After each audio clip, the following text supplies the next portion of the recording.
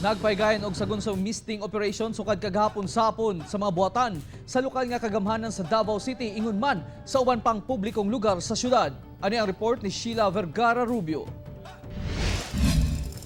Gamit ang misting machine, nag-spray og disinfectant ang mga personay sa City Health Office sa nagkariang buhatan sa Davao City Government, partikular sa City Hall ug mga city parks. Kani man ganung mga lugar nga kanunay ginatuan ng tao.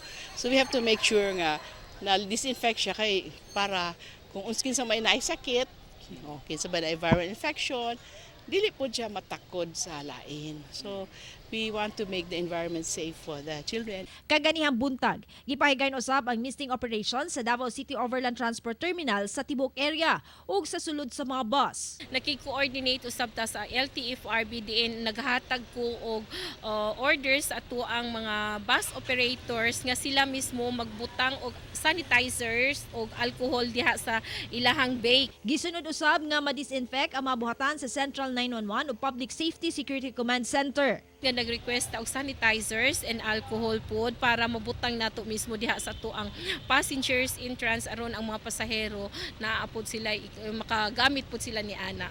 Adunay schedule sa misting operation kung asa nagtakda usab kini sa pag-disinfect sa mga lugar nga nagsaon sa mga tao, sama sa Rojas Night Market ug uban pa. Kauban si Bebot Kahes sa kamera, ako si Sheila Vergara Rubio para sa One Mindanao.